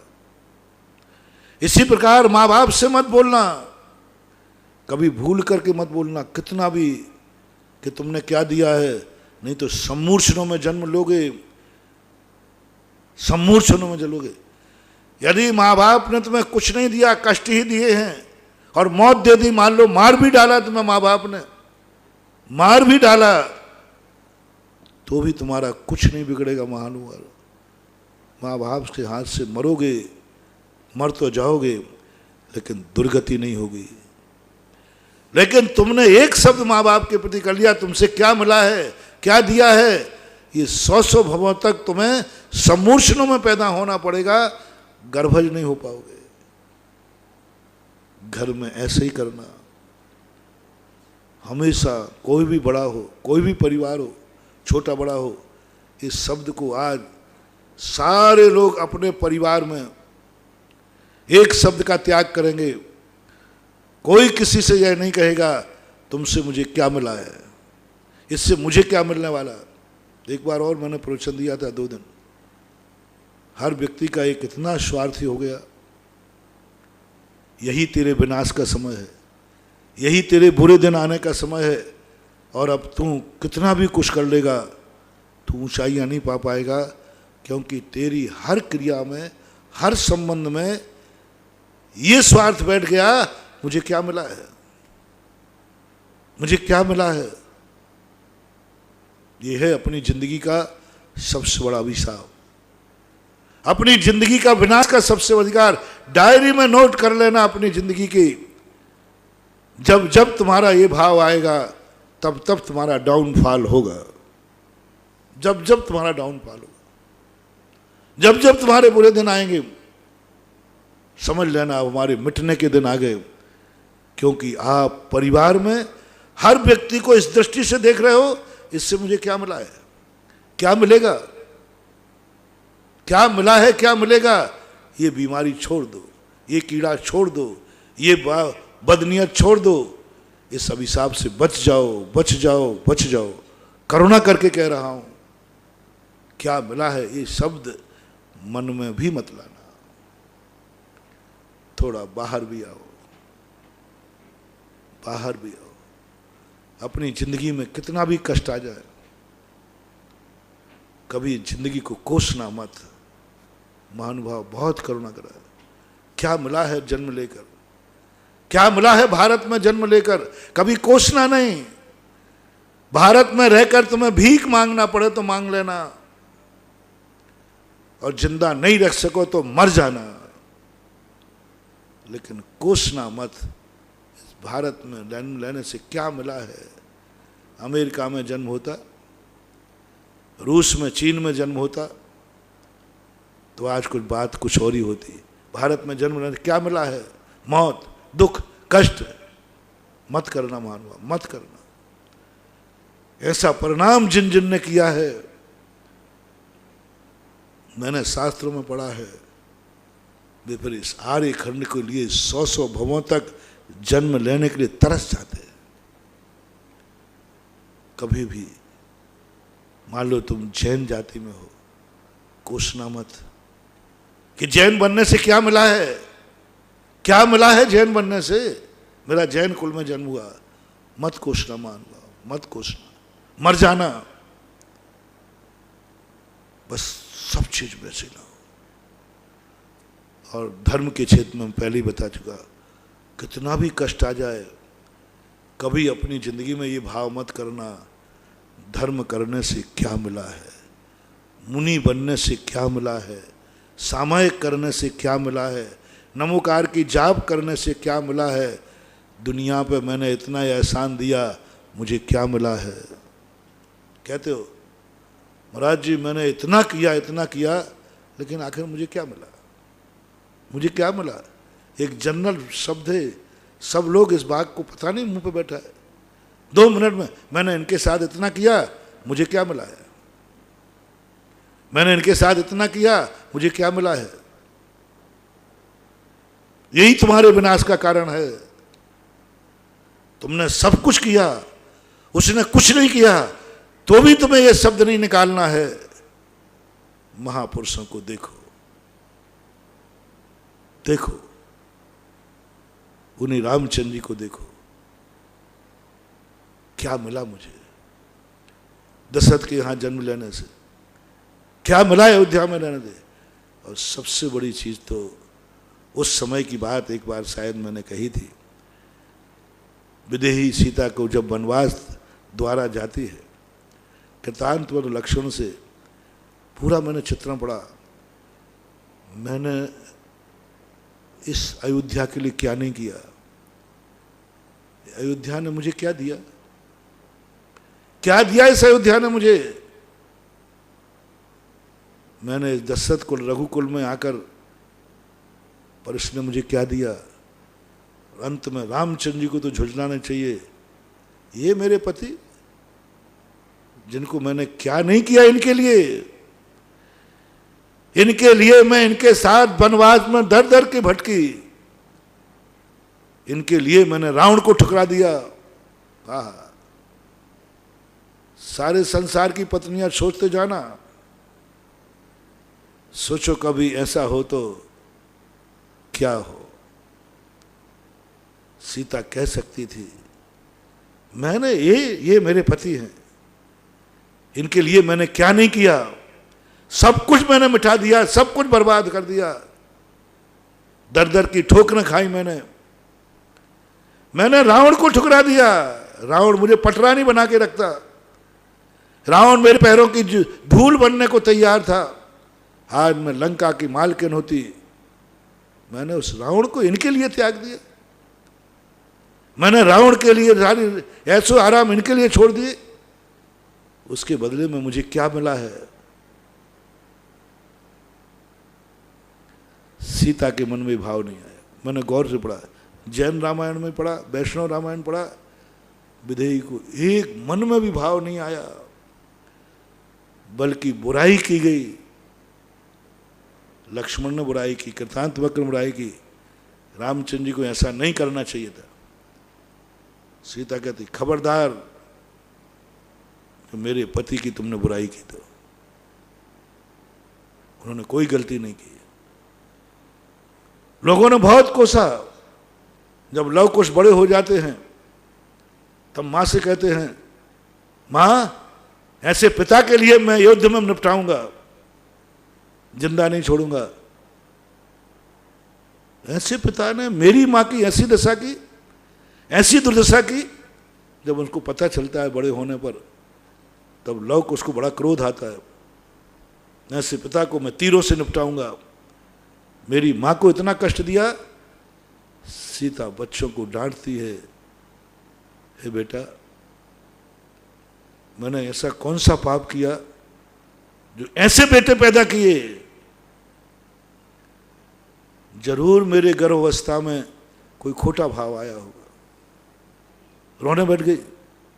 लोग कैसे कहते मां मैं तो आपके दुश्मन को नहीं, तुम गलत कर रहे हो, तुम मेरी आत्मा को दुख पहुंचा रहे हो।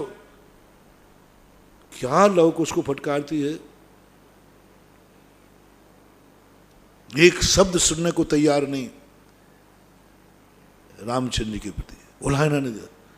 और क्या दुर्दशा, आज तक कैसा भी निकृष्ट पति रहा हो, विदेही को गर्भावस्था में घर से निकाल दिया, वो भी पति ने। अंजना को तो कम से कम सासू ने निकाला था, अंजना को तो सासू ने निकाला था, विदेही को सीता को तो पति ने निकाला। जिस पति के साथ सीता ने क्या क्या नहीं किया सबको मालूम है। फिर भी सीता के मन में उल्हाना नहीं आया, रामचंद्र जी से मुझे क्या मिला है, क्या मिला रामचंद्र जी से।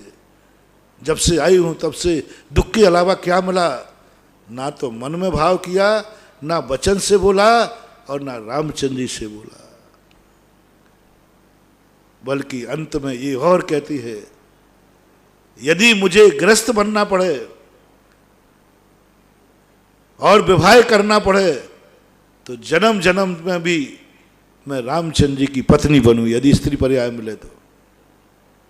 यानी जन्म जन्म में और चाहती इतना दुख देने वाला। और आप लोग पहले ही तलाकनामा लिख लोगे। ऐसा दुष्ट आदमी मुझे कभी जिंदगी में नहीं मिले, कभी दुनिया में नहीं मिले। ऐसा परिणाम आप कर सकते हो, ऐसा परिणाम आएगा। और कितने उलाहना दोगे आप खुद अपने अपनी आत्मा से पूछ लो और इन महासतियों से सीख लो, क्या मिला है? नहीं।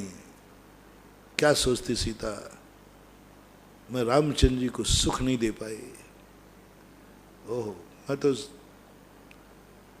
बहुत बहुत इन शब्दों में, राम के पहले सिया का नाम क्यों लिया जाता है? बिल्कुल सही है। एक ही बात सोचती है, कहीं दोष देने का नाम नहीं। मेरे कारण, मेरे आने के बाद ये सब कुछ हुआ, मेरे कारण मैं अपने पति को कोई सुख नहीं दे पाई। मेरे आते ही, मेरे कारण से परशुराम का युद्ध हुआ, मेरे आने के बाद घर में ये आफत हो गई राजगद्दी वाली, मेरे कारण से रावण का अपमान सहन करना पड़ा, मेरे कारण से लक्ष्मण भैया को शक्ति लगी। यानी अपने अपने दोषों के लक्षण, अपने गुणों की कोई चर्चा ही नहीं कर रहा है। सीता ने जिंदगी में अपने गुणों की चर्चा नहीं की, सब दोष अपने माथे लिया, मेरे कारण से, मेरे कारण से, मेरे कारण से। लक्ष्मण को शक्ति लगी, मेरे कारण से। रामचंद्र जी दुखी, सब अपने ऊपर ले लिया। निज गुण अरु पर अवगुण ढाके, सो निज धर्म दिपावे। सम्यक दृष्टि की एक पहचान आप मानते जाना। क्या आपको अपने गुणों को छुपाने की आदत है? जो अभी मैं कह रहा हूं, आपने सबके ऊपर सब कुछ किया, लेकिन भूल जाओ। कोई कहे भी, याद भी दिलाए, तो कहो मैंने कुछ नहीं किया। निज गुण और ऊपर और गुण ढाके, अपने गुणों को ढांकना है, अपने उपकार को ढांकना है। जो दुनिया के साथ तुमने अच्छा किया है उसको मुंह से मत बोलो, मन में भी मत लाओ। और तुम्हारी आदत बनी है, मैंने इनके साथ क्या नहीं किया, मैंने इनको क्या नहीं दिया। यही तुम्हारा मिथ्या दर्शन है, यही तुम्हारा सम्यक दर्शन मलिन है, विकलांग है, क्योंकि तुम अपनी अच्छाइयों को उजागर करना चाहते। 99% लोग अपनी अच्छाइयों को दुनिया में उजागर करने की भावना रखते हैं। हमारे किए हुए का उपकार माना जाए, हमारे किए की जय जयकार मानी जाए, हमारे लिए लोग अच्छा कहें, हमने अच्छा किया है, ये प्रशंसा चाहने की बात 90% लोगों में होती है। जो ख्याति पूजा आदि चाहे लाभ, 90 लोग चाहते हैं मेरा नाम हो, मुझे दुनिया समझे, मुझे दुनिया जाने, मुझे व्यक्ति सुने, मेरा यश फैले, मेरे दुनिया पहचान बने। यह 90% लोगों में ये दुर्गुण होता है। और यही दुर्गुण बता रहा है। तुम पूछते हो महाराज जी मेरे पास सम्यक दर्शन है कि नहीं? मैं भगवान को मानता हूं, खोटे देव को नहीं मानता, चोखे गुरु को मानता, खोटे गुरु को नहीं मानता, चोखे शास्त्रों को मानता, खोटे को नहीं मानता। तो महाराज अब तो मेरा सम्यक दर्शन है। नहीं, पहले ये बताओ तुम्हें अपने गुणों को फैलाने का कितना भाव है? तुम्हें ये कितना भाव है कि मेरा नाम फैले, दुनिया मुझे जाने? ऐसा भाव तुम्हारे मन में आता है क्या? आता है, जाओ, सम्यक दर्शन नहीं। यदि है भी तो विकलांग है, वो संतति का छेद करने में कारण नहीं बनेगा। नागहीनम मलम क्षेत्रों, वो नहीं कर पाएगा तुम्हारे विष का पवन, क्योंकि वो हीन है। सभी आचार्यों ने एक मत कहा, अपने गुणों को जितना तुम ढांको।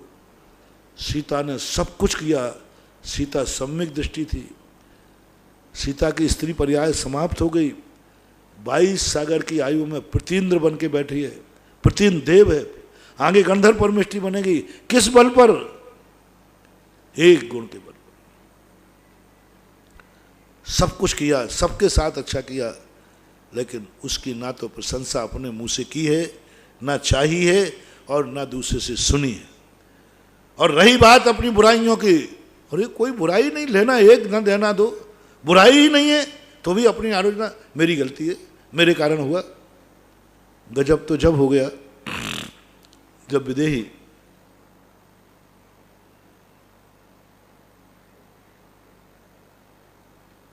बताते हैं कि वैमानिक देव मध्यलोक से नीचे नहीं जाते। नरकों में सम्मुख किसी के लिए नहीं जा ही नहीं सकते। लेकिन सीता गई बताते, सिद्धांत का नियम तोड़ दिया, गई।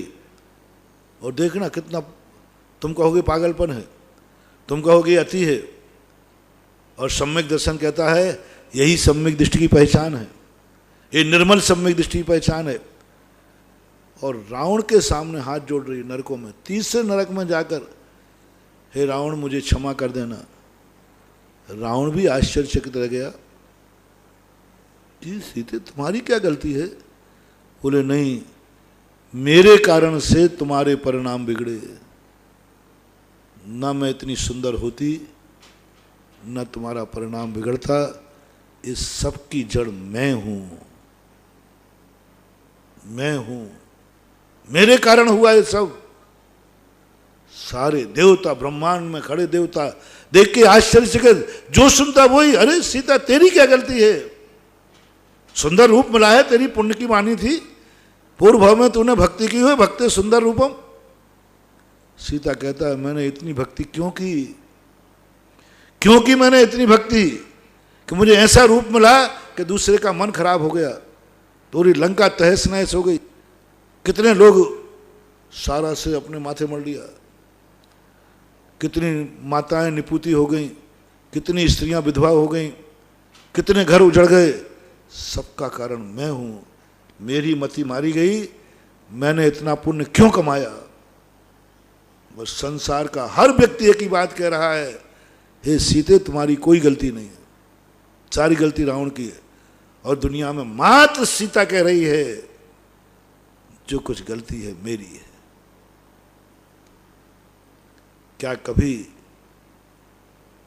तुम्हारे मन में यदि किसी को निमित्त बनने पर भी निमित्त ही बन गए तो खेद तुम्हें होना चाहिए, मेरे निमित्त से इसके परिणाम बिगड़े, मेरे निमित्त से ये हुआ, मेरे कारण से शांति हुई। यदि संसार का हर व्यक्ति इस बात को तैयार हो जाए कि घर में जो कुछ भी गड़बड़ी हुई मेरे कारण, बाजार में गड़बड़ी हुई मेरे कारण, संघ में गड़बड़ी हुई मेरे कारण, हर व्यक्ति अपनी अपनी रह रहे गलती मेरी है, मेरी है, कौन सा राज जा जाएगा यहां? हर व्यक्ति सोचे, मजा आ जाएगा। हर व्यक्ति का नहीं, इसकी गलती नहीं।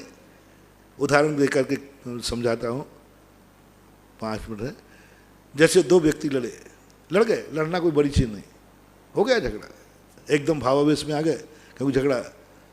अब दोनों थोड़ी देर के बाद कहते हैं ध्यान रखना गलती मेरी है, तो सामने नहीं इसकी कोई गलती नहीं, गलती मेरी है। और दोनों लड़ते लड़ते गलती मेरी अदालत में पहुंची।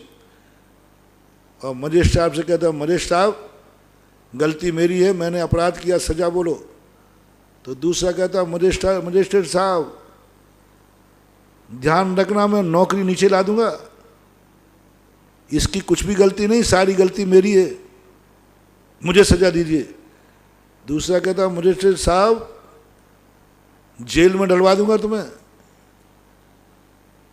तुम्हारी नौकरी के रोड पे ला दूंगा तुम्हें, यदि तुमने इसकी बात मानी तो। गलती मेरी है, सजा मुझे दी जाए। और वो भी यही कह रहा है। अब ऐसा केस यदि किसी मजिस्ट्रेट के पास पहुंचे तो मुझे ऐसे 2 लड़ाकू चाहिए जिनकी पंचायत मैं करूंगा, जिसमें दोनों कह रहे हैं मैं गलती, मेरी गलती, मेरी गलती, इसको सजा नहीं देना, इसकी बातों में मत आना, मेरी गलती है। मजिस्ट्रेट कहेगा ऐसा तो मैंने केस देखा ही नहीं। हाँ, ऐसा केस होता है आसन भव्य सम्यक दृष्टियों का। भरत बाहुबली लड़े, फॉर एग्जाम्पल भरत बाहुबली लड़े, लड़ाई हो गई, बहुत जमके हुई, हाथापाई हुई, मल्लयुद्ध हुए, चक्र चले, लेकिन तुरंत बाद दोनों रो रहे हैं। भरत कह रहा है सब गलती मेरी है, मेरी गलती है, मैं बड़ा था, अन्याय मैंने किया, मुझे समझना चाहिए था। बाहुबली कहता भैया नहीं, हे जनता लोगों, सारी गलती मेरी है, मैं छोटा था, मुझे झुक जाना चाहिए था, मैं छोटा था, मैं यदि भैया को प्रणाम कर लेता तो क्या बुराई थी, जग हंसी हो रही सब में, इनका सबका कारण मैं हूं। भरत कहता नहीं बाहुबली, नहीं अनुज, तेरी गलती हो ही नहीं सकती, तेरी गलती है ही नहीं, गलती मेरी है। मैं बड़ा था, मुझे भाई के तरीके से बुलाना था, मैंने राजा के तरीके से बुला दिया, गलती मेरी है। और बाहुबली बोले भैया तुम्हारी गलती नहीं, वो तो चक्रवर्ती का नियम है, वो तो नियम है, आप करते क्या। और दोनों जिस कदर से रोए हैं, दोनों अपनी अपनी गलती मान रहे। बाहुबली ने इतनी गलती मानी, इतनी गलती मानी कि वे लौटकर पोदनपुर ही नहीं गए। बोले मैं अब अपनी गलती से इतनी गिलानी है मुझे, इतनी गिलानी है, इस संसार में मैं रहूंगा ही नहीं।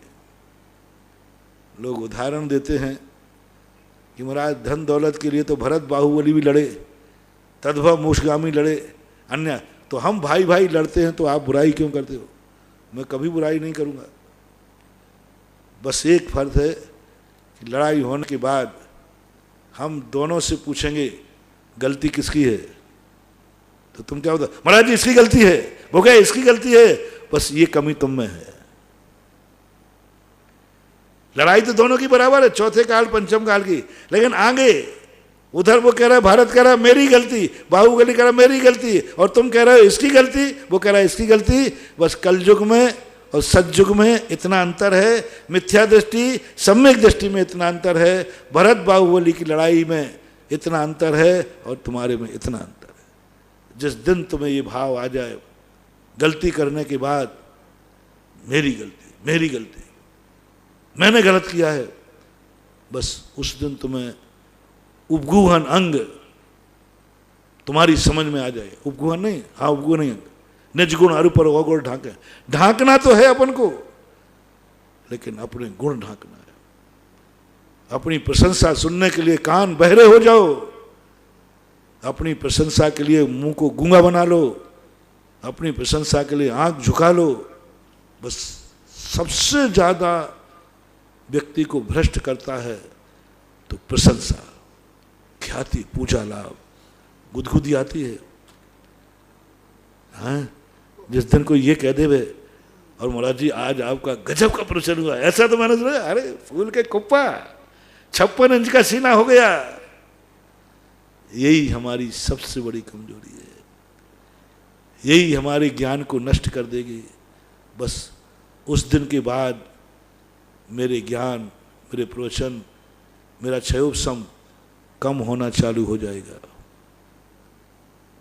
सामने वाले ने प्रशंसा की, मुझे गुदगुदी आ गई, मुझे थोड़ा सा अच्छा लगा, मैं थोड़ा सा आनंद से भर गया और थोड़ा अहंकार भी आ गया। क्या कहा महाराज, ऐसा प्रवचन आज तक मैंने कभी नहीं सुना, और ये मुझे अहंकार आ गया, बस मेरा डाउनफॉल चालू हो गया। मेरी ख्याति, मेरा यश, जो कुछ भी है सब उसी दिन से कम होना चालू हो जाएगा, क्योंकि तुम्हारे मन में अपनी अच्छाई को सुन करके आनंद आए। वो आता ना सनत कुमार चक्रवर्ती, पूरी जिंदगी भर से रूप था, लेकिन जब रूप की प्रशंसा सुनी तो चक्रवर्ती को आनंद आ गया। मेरा रूप, देवता चर्चा कर रहे हैं, देवताओं में चर्चा होती है, मेरा इतना सुंदर रूप है, और उसको आनंद आ गया। ओहो, मैं संसार का सबसे बड़ा सुंदर आदमी। उसी दिन से, उसी क्षण से उसका स्वरूप कुरूप में बदलना शुरू हो गया, उसकी सुंदरता बदरूपता में बदलना शुरू हो गई, तुरंत उसी क्षण से। क्या किया था उस चक्रवर्ती ने, मात इतना सा भाव किया कि संसार में मेरी प्रशंसा हो रही है, ये अनुभव में कर लिया, कर्म हो गया। महानुभाव, इसलिए मैं कह रहा हूं, जो अपने पास है क्या मैं इसकी सुरक्षा कर पा रहा हूं? क्या नहीं मिला अपन को? हम लुट गए, कभी ख्याति के नाम पर लुटे, हमने लुटा दिया, अहंकार ने मुझे लूट लिया। वो कहते ना, किसी दूसरे ने नहीं लूटा मुझे तो मिलके लूट लिया मेरे हुस्न वालों ने। मैं खुद अपनी बस्ती में अपनों से ही लुट गया, और अपनों से नहीं, मेरा खजाना मैंने खुद लुटा दिया, खुद लुटा दिया। क्या नहीं मिला था मुझे, लेकिन मैं उसकी सुरक्षा नहीं कर पाया। आज एक पॉइंट दिया है, अभी और भी अपन चर्चा करेंगे कि अपन ने क्या मिला, किस किस ने लूटा, कैसे लूटा और क्यों लूटा, इसके संबंध में चर्चा करेंगे। आज अपन यही एक प्रशंसा की आग ने मुझे बर्बाद कर दिया, खाक कर दिया। एक ख्याति और प्रशंसा की चाह ने मेरे सब कुछ को, उस सुंदर रूप को कोड़ में बदल दिया। एक छोटे से ज्ञान के अहंकार ने हमारे लिए एक उस ऊंचाई से गिरा दिया जहां हम ज्ञानी थे, इतने ज्ञानी थे, इतने ज्ञानी थे। लेकिन आज मुझे एक गाथा याद नहीं हो रही, आज हम नमोकार मंत्र नहीं कर पा रहे। क्यों? किसने लूट लिया? ज्ञान तो तुम्हारा था, जैसे जैसे वृद्ध होना चाहिए, ज्ञान बढ़ना चाहिए, तुम तो भुलक्कड़ हो रहे हो। वृद्ध अवस्था आते तुम तो विस्मृति हो रही है। क्यों? क्योंकि कभी ना कभी तुमने ज्ञान का मद किया होगा, और ज्ञान के मद के कारण से अब तुम्हारा ज्ञान धीरे धीरे विस्मृत हो रहा है। सब में यही लगा लेना। धन पाने के बाद, अमीर के बाद गरीब कैसे हो गए? डाका तो डला नहीं, डाका तो डला नहीं, लूटा तो किसी ने है नहीं। फिर भी तुम्हारे बाप इतनी संपत्ति छोड़ गए थे, कहाँ गया? तुमने इतना कमा लिया था, कहाँ गया? कहीं ना कहीं तुम्हें अहंकार आ गया। मेरे पास जो धन है, मेरा मकान, मेरा धन दौलत है, इतनी किसी के पास नहीं, बस गरीबी आना शुरू। मेरा मकान, कभी आज झोपड़ी में हो, तुम किराए के मकान में हो, कहाँ गया वो महल? कभी अहंकार हो गया होगा, मेरे जैसा महल नहीं। किसी ने प्रशंसा की हो, क्या मकान बनाया आपने, उस समय तुम्हें आनंद की अनुभूति हो गई होगी। बस उसी दिन से तुम्हारा महल खिसकना चालू हो गया और झोपड़ी आना चालू हो गया। हर क्षेत्र में ही लगाना। देखो, मैंने एक बार कहा था ना, समंत्रभद्र महाराज ने सम्यक दर्शन में मलिन करने के लिए 8 मदों को चुना। मद, क्रोध से उतना ज्यादा मलिन नहीं हुआ, मान से जल जाता हुआ। और मान सबसे बड़ी। कौन है व्यक्ति जो अपनी प्रशंसा नहीं चाहता हो, अपना नाम सुनकर के खुश नहीं होता हो? कौन नहीं चाहता कि मेरा नाम होवे, सारी दुनिया में मेरा नाम होवे, हर दुनिया की जिब्बा पर मेरा नाम होवे। और जब कोई प्रशंसा करता है तो एक अंदर की एक ऐसा आनंद का झरना फूटता है जैसे जन्नत मिल गई हो। और यही जन्नत नहीं है, यह विशैला फैला जो फोड़ा था वो फूट गया है। अभी छोटे से स्थान में था, अब पूरे शरीर में फैल जाएगा। इसलिए अपने पास जो कुछ भी अपन को मिला था, जो कुछ भी अपने पास था, ये हमने खुद लुटा दिया, खुद लुटा दिया। दूसरी बात जो मैंने आज कही, अपने से जो बड़े थे, उपकारी थे, उनसे हमने उल्हाना दे दे करके अपने को बर्बाद किया। क्या दिया, क्या मिला? बंधुओं, सारे जगत से कहना मेरा है, ये शब्द अपनी जिंदगी से निकाल देना। और मैंने सब कहा, देश में मरना पड़े तो मर जाना, लेकिन देश को कोसना मत, देश से उपेक्षा मत करना, घृणा मत करना। ऐसे ही जाति से, ऐसे ही परिवार में कैसे भी लोग मिले हों, उपेक्षा मत करना। इस परिवार में जन्म लेने से क्या मिला, किसने मुझे क्या दे दिया, ये मत बोलना, मत बोलना, मत बोलना। बहुत खतरनाक अभिशाप है ये। कितने में शांति धारा करा दूं, कितने में अभिषेक करा दूं, कितने ही आशीर्वाद दे दूं, लेकिन ये अभिशाप तुमने यदि कभी जिंदगी में किया है, भोगना पड़ेगा। तुम्हें कोई सहारा देने वाला नहीं है, तुम अनाथ हो गए, अनाथ। क्योंकि एक बार तुमने माँ बाप के प्रति भाव किया था, इन माँ बाप से मुझे क्या मिला। भगवान से रहित हो जाओगे। कभी तुमने धर्म करते समय भगवान से कहा होगा, भगवान तूने मुझे क्या दिया। धर्म से रहित हो जाओगे, क्या मिला। ये दूसरा पॉइंट आपको जो दिया, कभी अपनी जिंदगी में ये भाव मन में नहीं ला। आज ही त्याग कर दो और बन जाओ सीता के समान विचार वाले। मैंने किसको क्या दिया, थोड़ा सा ज्यादा परिवर्तन नहीं करा रहा हूं। तुम क्या कह रहे हो, मुझे किसने क्या दिया। अब उस बात पे क्या करना है, मैंने दुनिया को क्या दिया, जो सीता कहती है मैंने इस घर को क्या दिया, दुखी दुख तो दिए, जिस दिन से आई हूं दुख दे रही हूं, जिस दिन से आई हूं जो दुख दे रहा हूं, जो मुझे देखता है वो मरता है। इस घर में मेरा जासवे आना हुआ, सारा अयोध्या नहस नहस हो गई, सब कुछ बर्बाद हो गया। ये कहना शुरू करो कि मैं सारी दुनिया के दुखों की जड़ में हूं, जो देखो मेरे कारण से। यदि ये आलोचना अपन ने चालू कर दी तो है आलोचना हमारे कितने भी गिरे हुए दिन क्यों ना हो, आपके अच्छे दिन चालू हो जाएंगे। प्रशंसा से बुरे दिन का संकेत समझना और आलोचना से अच्छे दिन का संकेत समझना। सीता का अच्छा दिन आना था, उसने सब कुछ पादान कर दिया। दूसरी बात, तीसरी बात, कितना भी संकट आ जाए कभी धर्म से घृणा मत करना, मरना पड़े तो मर जाना। वो देव ने कह दिया मार डालूंगा, बोले मार डाल, लेकिन नमोकार मंत्र पे पैर नहीं रखूंगा, मैं मर जाऊंगा लेकिन धर्म की उपेक्षा नहीं करूंगा। रामचंद्र जी मरने की बात कर रहे, मैं सुबह मरूंगा। कर्म कहता है बस धर्म की निंदा और कर दे, हे कर्म मार डाल, लेकिन मैं धर्म की उपेक्षा नहीं करूंगा, और धर्म सर्वोपरि था, है और रहेगा। महावीर भगवान की जय। जय हो मुनि पुंगव श्री सुधासागर जी महाराज।